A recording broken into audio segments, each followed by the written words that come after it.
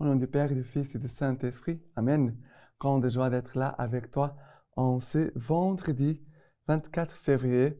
Nous sommes déjà dans cette semaine de la fête des cendres et nous entrons dans la grâce du carême.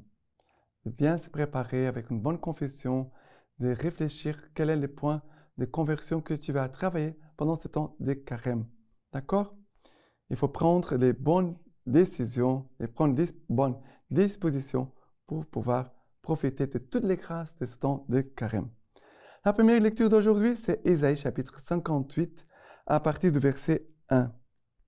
Crie à pleine gorge et ne te retiens pas, comme le corps élève la voix, annonce à mon peuple ses crimes, à la maison de Jacob ses péchés. C'est moi qu'il recherche jour après jour et désire connaître mes voies, comme une nation qui a pratiqué la justice, qui n'a pas négligé les droits de son Dieu. Il s'informe près de moi des lois justes et désire être proche de Dieu. Pourquoi avons-nous jeûné sans que tu les vois? Nous sommes mortifiés sans que tu le saches? C'est qu'au jour où vous jeûnez, vous traitez des affaires et vous opprimez tous vos ouvriers. C'est pour que vous jeûnez, pour vous livrer aux querelles et aux disputes, pour frapper du poing méchamment. Vous ne jeûnerez pas comme aujourd'hui, si vous voulez faire entendre votre voix là-haut. Est-ce là le jeûne qui me plaît, le jour où l'homme se mortifie? Courber la tête comme un jonc, c'est faire une couche de sac et de cendres. Est-ce là ce que tu appelles un jeûne, un jour agréable au Seigneur? N'est-ce pas plutôt ceci le jeûne que je préfère? De faire les chaînes injustes, délier les liens de joug, renvoyer libres les opprimés et briser tous les jougs? N'est-ce pas partager ton pain avec l'affamé, héberger chez toi les pauvres sans abri? Si tu vois un homme nu, le vêtir. Ne te dérobe pas devant celui qui est ta propre chair. Alors ta lumière s'éclatera comme l'aurore. Ta blessure se guérira rapidement. Ta justice marchera devant toi. Et la gloire du Seigneur te suivra. Alors tu crieras et le Seigneur répondra. Tu l'appelleras et il dira, mais voici. Le Seigneur veut vraiment manifester sa proximité. Le Seigneur dit, si tu m'appelles, le Seigneur dit, si tu cries, le Seigneur te répondra. Si tu appelles, il dira, mais voici. Ça veut dire que le Seigneur écoutera notre prière. Mais le Seigneur ici nous donne comme des conditions pour que notre prière puisse être vraiment accueillie et écoutée par Dieu. Bien sûr que Dieu toujours nous écoute, mais c'est vrai que si nous demandons des choses, certaines choses que peut-être Dieu ne va pas prendre au sérieux.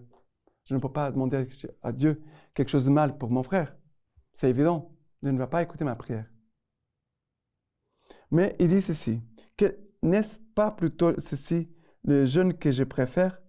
Défaire les chaînes injustes, défaire les chaînes injustes, délier les liens du joug, renvoyer libres les opprimés et briser tous les jougs.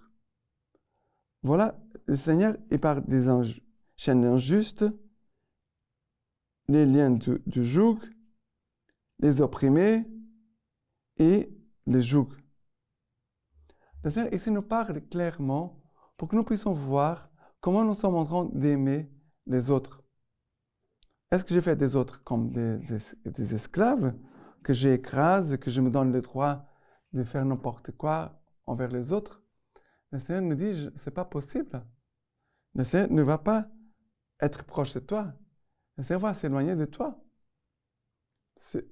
Parce que si nous faisons du mal aux autres, nous sommes loin des autres. Notre cœur est loin du cœur de l'autre. Mais alors, si je fais comme ça, mon cœur sera aussi loin, non pas seulement des autres, mais mon cœur sera aussi loin de Dieu. D'accord? maintenant, le psaume d'aujourd'hui, c'est le psaume 51, à partir du verset 3. Verset 3. Il dit ceci. Pitié pour moi, Dieu, en ta bonté, en ta grande tendresse, efface mon péché. Lave-moi tout entier de mon mal, et de ma faute, purifie-moi. Car mon péché, moi, je le connais. Ma faute est devant moi sans relâche. Contre toi, toi seul, j'ai péché. Ce qui est mal à tes yeux, je l'ai fait. Pour que tu montres ta justice quand tu parles, et que paraisse ta victoire quand tu juges. Voilà, jusqu'au verset 6. Après le verset 18 nous dit ceci. Car tu ne prends aucun plaisir au sacrifice. Un holocauste, tu n'en veux pas. Les sacrifices à Dieu, c'est un esprit brisé. D'un cœur brisé, broyé, Dieu, tu n'as point de mépris. Alors, le Seigneur dit, Dieu ne prend aucun plaisir au sacrifice si le sacrifice n'est pas fait par amour. Si je fais un sacrifice seulement pour le faire, parce que je dois faire, alors cela ne va pas plaire à Dieu. Le Seigneur lui dit, car tu ne prends aucun plaisir au sacrifice. Un holocauste, tu ne veux pas. Pourquoi tu ne veux pas? Parce que ce n'est pas fait par amour. Le sacrifice à Dieu, c'est un esprit brisé. Voilà ce qui plaît à Dieu. D'un cœur brisé, broyé, Dieu, tu n'as point de mépris. Voilà ce que le Seigneur désire faire en nous. Voilà. Et maintenant, l'évangile d'aujourd'hui, c'est Matthieu chapitre 9 à partir du verset 14. Alors les disciples de Jean s'approchent de lui en disant, s'approchent de Jésus en disant, pourquoi nous et les pharisiens jeûnons-nous et tes disciples ne jeûnent-ils pas? Et Jésus leur dit, les compagnons de l'époux peuvent-ils mener le deuil tant que l'époux est avec eux? Mais viendront des jours où l'époux leur sera enlevé, et alors ils jeûneront. Personne ne rajoute une pièce de drap non foulée à un vieux vêtement, car le morceau rapporté tire sur le vêtement, et la déchirure s'aggrave. On ne met pas non plus du vin nouveau dans des outres vieilles. Autrement, les outres éclatent, le vin se répand, et les outres sont perdues. Mais on met du vin nouveau dans des outres neuves, et l'un et l'autre se conservent. Le Seigneur nous parle ici bien clair, c'est ce que le Seigneur dit. Le Seigneur nous dit du vin nouveau dans un cœur nouveau. Ça veut dire que le Seigneur veut mettre sa grâce, le vin, c'est un symbole de la grâce de Dieu, le symbole de l'action de l'Esprit Saint.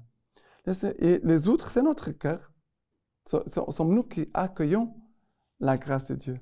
Alors, le Seigneur veut trouver en nous un cœur nouveau pour pouvoir accueillir sa grâce, son amour, ses bienfaits, tout ce que Dieu va réaliser pour nous pendant ce temps de carême.